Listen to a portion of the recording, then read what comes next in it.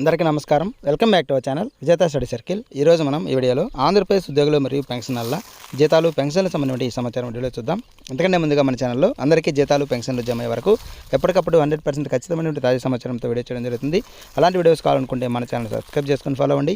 అలాగే మన WhatsApp group ఉంది, అందులో ఉద్యోగులు మరియు పెన్షన్కి సంబంధించిన 2 గ్రూపులు వేరేగా ఉన్నాయి. వాటికి సంబంధించినటువంటి లింకులు మీకు డిస్క్రిప్షన్లో ఇవ్వడం జరుగుతుంది. ఆ లింక్ ద్వారా మీరు జాయిన్ అయితే ఎప్పటికప్పుడు అన్ని జిల్లాలు ట్రెజరీకి సంబంధించినటువంటి ఉద్యోగులు మరియు పెన్షనర్స్ ద్వారా ఎప్పటికప్పుడు సమాచారం తెలుసుకుంటూ ఉండొచ్చు. ఈ ఆలస్యం చేయకుండా మన వీడియోకి వెళ్దాం. ఈ పెన్షన్ బిల్లు అలాగే ఉద్యోగుల జీతాల బిల్లు స్టేటస్ చెక్ చేసే సైట్ అనేది ప్రస్తుతం అయితే పనిచేయడం లేదు. ఒక 2 రోజుల నుంచి అలాగే ఉంది.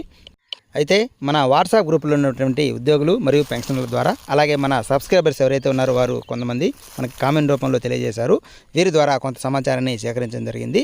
అయితే కొన్ని చోట్ల ఫ్యామిలీ పెన్షన్ అయితే జమ కావడం అనేది ప్రారంభమైంది.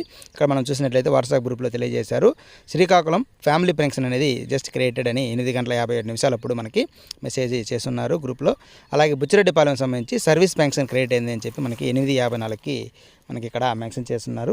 ఈ విధంగా పెన్షన్ అనేది ప్రారంభమైంది. నిన్న రాత్రి వీడియోలో మనం చెప్పినట్లుగా ఈరోజు ఉదయం నుంచి కొందరికి జీతాలు పెన్షన్లు జమ కావడం అనేది ప్రారంభమవుతుంది అని చెప్పాం. అయితే అందులో ఎవరికి జమ అవుతాయి అనేది ఒక వేచి చూడాలి. అయితే ప్రస్తుతానికైతే మనకి అక్కడక్కడ పెన్షన్స్ అయితే ప్రారంభమైనట్టుగా తెలుస్తుంది.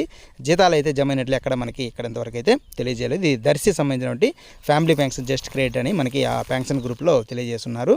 ఈ విధంగా మనకి ప్రారంభమైంది కాబట్టి ఖచ్చితంగా ఈరోజు సాయంత్రం లోపు ఒక ఉద్యోగులకు కానీ పెన్షనర్లకు కానీ రాత్రి వీడియోలో చెప్పినట్లుగా ఒక 20 నుంచి 30% వరకు మాత్రమే జమ అయ్యే అవకాశం ఉంది. ఎందుకంటే ఈ 4,000 కోట్లు మనకు వస్తే అందులో కొన్ని బిల్లు అక్కడ కాంట్రాక్టర్స్ వారికి ఇచ్చినట్టుగా తెలుస్తుంది. కొంత అమౌంట్ మనకి వృద్ధాప్య పెన్షన్కి ఇచ్చే అవకాశం ఉంది కాబట్టి మిగిలిన అమౌంట్లో కొందరికి జమ అయ్యే అవకాశం ఉంది. ఎవరికి జమ అవుతాయి, ఎంత పర్సెంట్ జమ అవుతాయి అనేది వేచి చూడాలి. ఒక 20 నుంచి 30% వరకు ఉద్యోగుల జీతాలు పెన్షన్లు మాత్రం ఈరోజు జమ అయ్యే అవకాశాలు ఎక్కువగా కనిపిస్తున్నాయి.